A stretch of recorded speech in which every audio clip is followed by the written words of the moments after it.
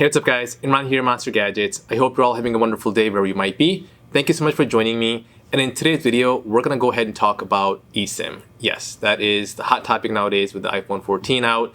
And while eSIM has been around for quite some time, this is the first time Apple has gotten away completely from a physical SIM. So today we're gonna go ahead and talk about that. Let's go ahead and dive into it.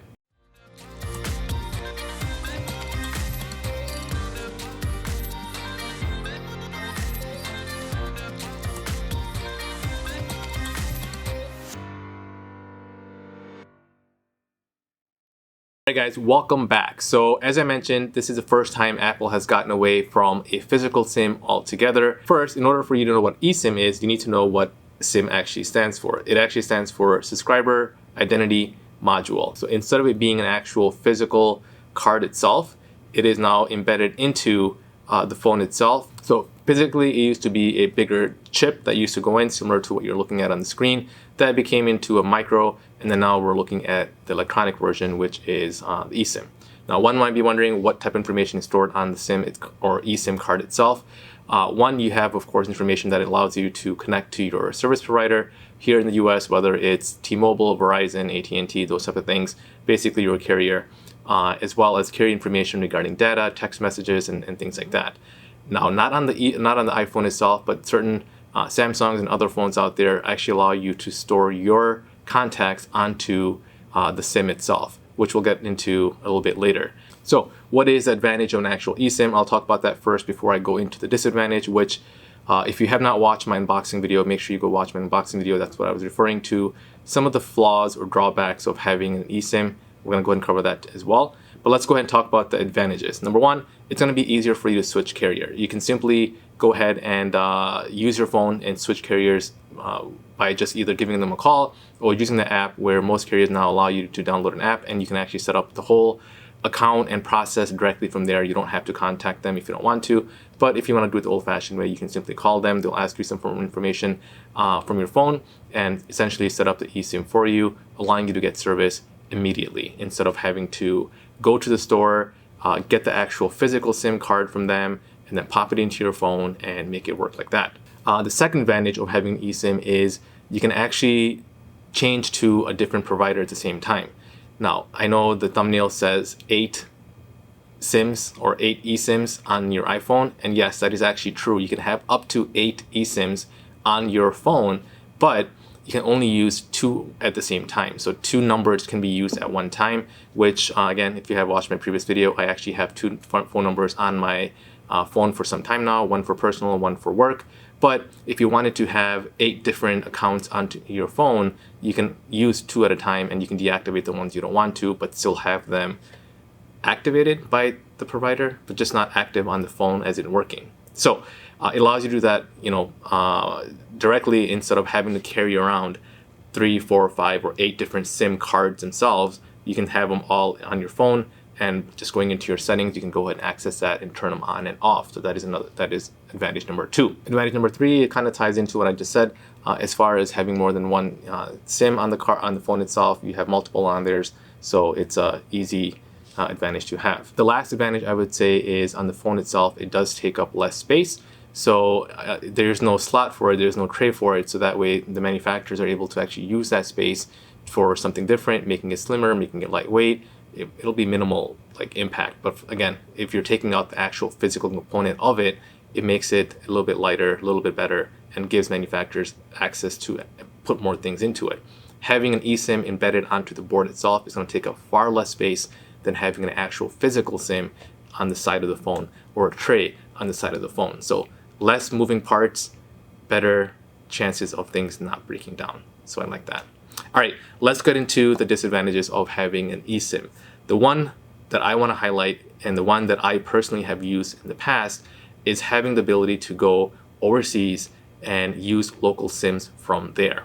Now, can you do that with an eSIM? Yes, you can. But depending on where you're actually traveling, the manufacturers have to be able to provide services through an eSIM for it to work. So you might go overseas to some country. If you're looking to sign up for a local provider there, you have to make sure they offer services through eSIM. If they don't, you will need a physical card itself, which means the iPhone 14 will not work because there is no physical tray for the SIM.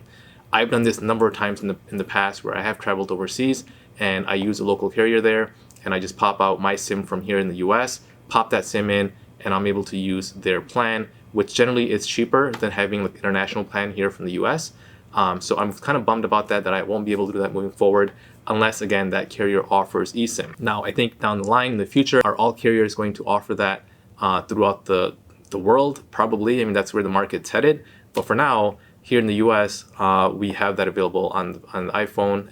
And again, it's eSIM, where I know certain places in the world will not offer that currently. So if you're traveling, make sure you check out Apple's website to see which carriers are compatible with overseas providers, and of course, which are available here in the US, which I believe everyone is at this point.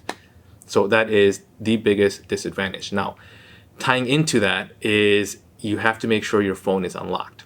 So if your phone, meaning if you are signed up for a monthly plan through your carrier and you are putting a certain amount of money down or each month towards your phone itself, not the plan, but the phone itself, then technically you are tied to that carrier. You are not unlocked. So in order for you to use the phone abroad while you're traveling and to use their local provider, you have to have an unlocked phone, meaning you either pay for that phone up front, the full amount, and pay it off. With Verizon, just FYI, you actually, like for me, I paid for the full price for the phone, but I'm still locked into their service. So I don't know why Verizon does this, but I have to basically contact them. It takes 2 weeks for them to unlock it, and then I'll be able to use it as I wish. But I'm not sure what the case is for AT&T, T-Mobile, and other providers here in the US. But even though I paid full price for it, Verizon still wants to tie this phone into their carrier network. Verizon, not a good move on your part. Don't like that. But you'll be hearing from me because I'm going to go ahead and get mine unlocked. All right, the second disadvantage of having an eSIM is, let's just say you're going somewhere and you drop your phone, the phone shatters, it no longer works. You basically are stuck. You can't, like if the phone's not working, there's nothing you can do to call out to someone or use that SIM card in a different phone because, again, it's embedded into the actual phone itself. There's no physical SIM. So you are stuck until you can get that phone replaced or repaired. Now, what you could do is you could get another phone and transfer that eSIM onto the new phone and have it start working, but it's another process to go through, versus if you had a physical SIM, if your phone breaks and you have another phone, you simply pop that SIM card out, put it in the new phone, and you're good to go. A little bit quicker to keep you moving, especially if you cannot afford to have downtime if your phone cracks or breaks, versus having a physical card, again, where you can just go ahead and pop that eSIM in and you're good to go. The third disadvantage could be, again, I mentioned earlier, as far as the carriers not offering service through eSIM, they only support actual physical SIM at this time. So again, not much of an issue here in the US, but in some of the countries around the world, that could be an issue where if you are taking a phone from here in the US and you want to be able to use it in your country, or you're importing it for personal use and things like that, you might not be able to based on what the carrier supports. So that would probably be the third disadvantage I feel exists with the actual eSIM versus a physical SIM. So I think that's pretty much it. Let me go ahead and quickly show you as far as how you can access and put all those SIMs, eSIMs into your account. So basically what you want to do is you want to go into your setting, and then you want to go ahead and click on cellular. And here is going to show you which lines are currently active in eSIM. For me, you guys can see both of these lines are active, which again, I'm going to blur out because I don't want you calling me. You can leave a comment below or reach out to me on Twitter and Instagram, but I cannot give you my phone number. So I'm going to go ahead and blur these out. Right under those two lines that are active, you'll see where it says Add eSIM. Once you click on Add eSIM, it's going to go ahead and take you into a different screen where it's going to allow you to go ahead and set up your cellular connection. Here it basically says you can transfer a phone number from a nearby iPhone or scan a QR code provided by your carrier. You can either click on Learn More and you can pick one of these two options. Again, transfer from a nearby iPhone or use a QR code. If you click on Learn More, it actually takes you to the screen where it tells you about eSIM on iPhone, what eSIMs on iPhone means, and things like that, and gives you instructions on how to set up eSIM on your iPhone itself. Now, if you look here, it'll tell you you can install 8 or more eSIMs on your iPhone and use 2 numbers at the same time. That's what I mentioned earlier. So you're able to have those 8 numbers set up, which again will basically be available right here. So if you click on, for example, 1, this is my main number. Again, it's kind of blurred out. You guys can't see the number itself, but you can see where it allows me to go ahead and turn this line on or off. I can go ahead and name it what I want to name it, whether I call it main, work, personal, primary, secondary, travel number, whatever it might be. So you can go ahead and set it up accordingly.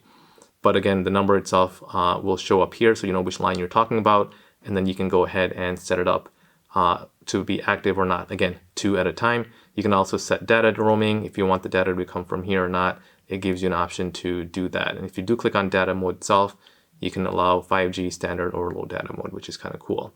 So that is basically cellular settings in your iPhone. All right, guys, hopefully you enjoyed this video. If you did, make sure you give me a big thumbs up. If you have any questions, go in the comment section below. Let me know what questions you might have, or reach out to me on Twitter and Instagram, and I'm happy to answer those questions for you. And if you have not already subscribed, make sure you subscribe to my channel, and I will see you guys next time. Goodbye.